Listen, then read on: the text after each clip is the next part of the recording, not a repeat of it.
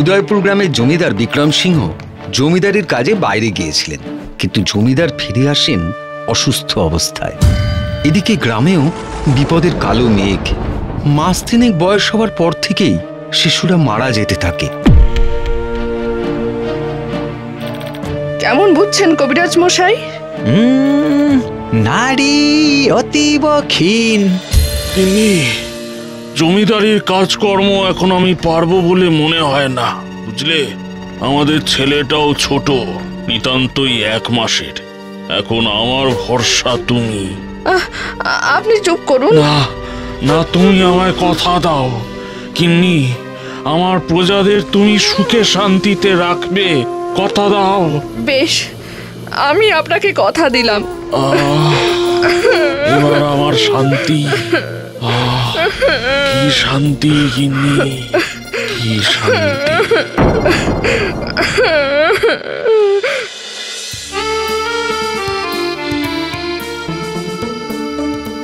আজ থেকে জমিদার ও সকল প্রজার ভালো মন্দ দেখার শপথ আমি নিলাম। আমি চাই জমিদার মশাইয়ের অবর্তমানে এতদিন জমিদারি চালনায় যেভাবে সকলে আমাকে সাহায্য করে গেছেন, এই বিপদের দিনেও করবেন।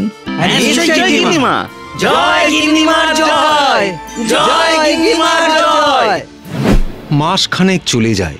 এর কয়েকদিন পর থেকেই রাজ্যে শিশু মৃত্যু আরো বেড়ে যায়। ঘুম আসে, চাঁদ আসে, স্বপ্ন ভাসে চোখে, সোনা আমার রাজা হবে, ঘুরবে দেশ বিদেশে।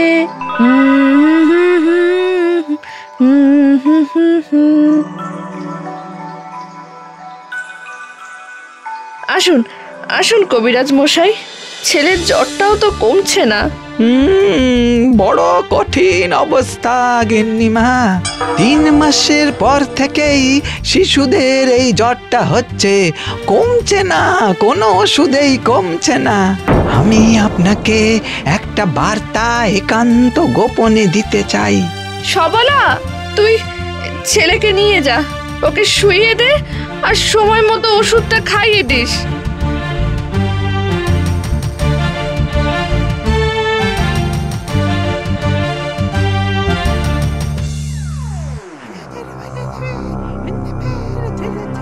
বুঝেছি। শুনুন শুনুন শুনুন, সমস্ত গ্রামবাসীকে জানানো হচ্ছে, গিন্নিমার আদেশে আজ থেকে 3 মাস বয়স হয়ে যাবার পর আর নিজেদের শিশু সন্তানকে নিজেদের কাছে রাখা যাবে না, উদয়পুর কেল্লায় নিয়ে যেতে হবে।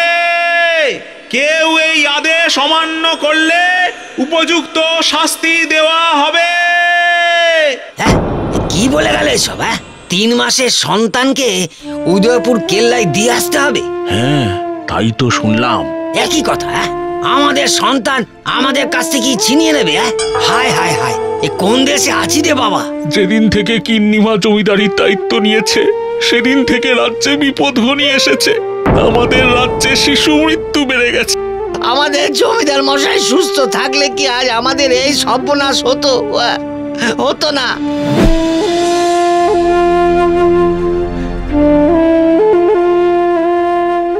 সবলা, কমলা, তোরা আয়, ওনাদের বাচ্চাদের নিয়ে যা। কি হলো, আপনারা বাচ্চাদের দিচ্ছেন না কেন? গিন্নিমা, গিন্নিমা, হাত জোর করে বলছি, আপনি আমাদের সন্তানকে কেড়ে নেবেন না। আমাদের এত কষ্ট দেবেন না গিন্নিমা, এত কষ্ট দেবেন না। গিন্নিমা, গিন্নিমা, আপনিও তো মা। ওসব বাজে কথা থাক, এই নিয়ে যা।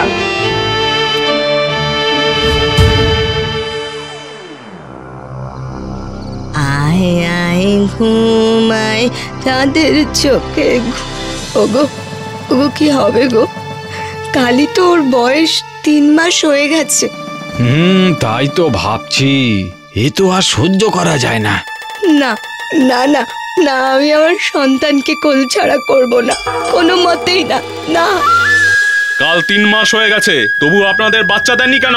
না না না না, আমি আমার সন্তানকে দেব না, কিছুতেই না। গিন্নিমার আদেশ, বাচ্চা আমাদের নিয়ে যেতেই হবে।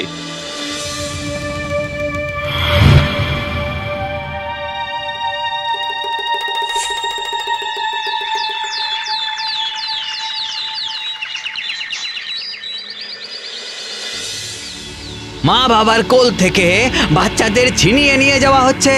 সত্যি এই বাচ্চাদের আর বাইরে থেকেও দেখা যায় না। আমি আমার বাচ্চাকে অনেকবার দেখার চেষ্টা করেছি, কিন্তু কিছুই দেখতে পাইনি। আমিও দেখার চেষ্টা করেছি, কিন্তু কেল্লার কোন মহলে যে বাচ্চাদের ঢুকিয়ে নিয়েছে দেখতেই পাইনি। শিশু খাদক এই ডাইনিকে আর কিছুতেই আমরা ছাড়বো না। আমাদের কিছু একটা বিহিত করতেই হবে, যাতে বাচ্চাদের এই জমিদার গিন্নি আমাদের কাছ থেকে আর কেড়ে নিতে না পারে। কি সবাই রাজি তো? হ্যাঁ, রাজি রাজি রাজি। কিন্তু কি করব? কেল্লা পুড়িয়ে দাও। ওই উদয়পুর কেল্লা পুড়িয়ে দেওয়া হোক। হ্যাঁ, পুড়িয়ে দেওয়া হোক, পুড়িয়ে দেওয়া হোক।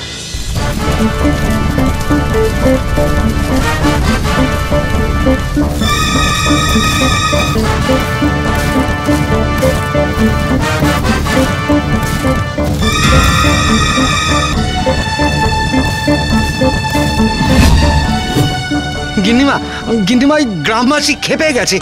ওরা এগিয়ে আসছে এই কেল্লা পুড়িয়ে দেওয়ার জন্য। ঠিক আছে, আপনি কবিরাজকে নিয়ে কেল্লার প্রধান ফটকের সামনে চলে আসুন, আমি যাচ্ছি।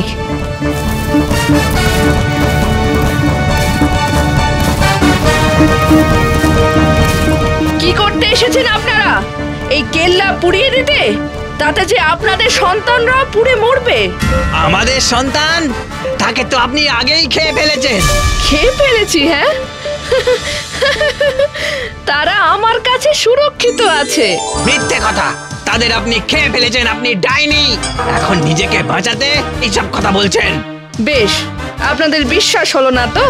নায়েব, খুলে দাও বাচ্চাদের দরজা।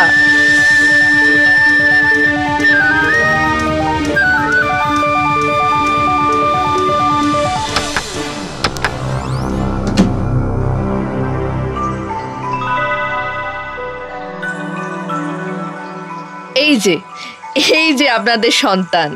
এতদিন ওরা আমার কাছে সুরক্ষিত ছিল, আজ আবার আমি আপনাদের কাছে তাদের ফিরিয়ে দিলাম। ভাববেন না, এরা সবাই নিজের বাবা মার নাম জানে। হ্যাঁ, তাহলে কেন এতদিন বাচ্চাদের আমাদের কাছ থেকে কেড়ে নিয়েছিলেন? আপনারা জানেন, শিশুরা মারা যাচ্ছিল এক অজানা জ্বরে, পেট ফুলে। আসলে আমাদের রাজ্যের মাটিতে ইউরেনিয়ামের পরিমাণটা বেড়ে গিয়েছে, আর সেটাই ওই সদ্যজাত শিশুদের শরীরের ক্ষতি করছিল। তাই অজানা জ্বরে পেট ফুলে তাদের মৃত্যু হচ্ছিল। বর্তমানে আমি সেই অসুখের ওষুধ তৈরি করতে পেরেছি, আর তাই দিয়েই বাচ্চারা এখন সুস্থ। আর একটা কথা আপনারা কেউ জানেন না, গিন্নিমা আপনাদের কষ্ট বুঝেই এই কয়েক বছর নিজের সন্তানের মুখ দেখেনি। তার সন্তান মরেনি, বেঁচে আছে, আপনাদের সন্তানদের সাথে একসাথে বড় হচ্ছে। গিন্নিমা, আমাদের অন্যায় হয়ে গেছে। আপনি যা করেছেন আমাদের সন্তানদের ভালোর জন্যই করেছেন, আর আমরা আপনাকে ভুল বুঝেছি। আমাদের ক্ষমা করে দিন গিন্নিমা, আমাদের ক্ষমা করে দিন। ক্ষমা করে দিন, না বুঝেই করে ফেলেছি। বলো সবাই, জয় গিন্নিমার জয়, জয় গিন্নিমার জয়, জয় গিন্নিমার জয়।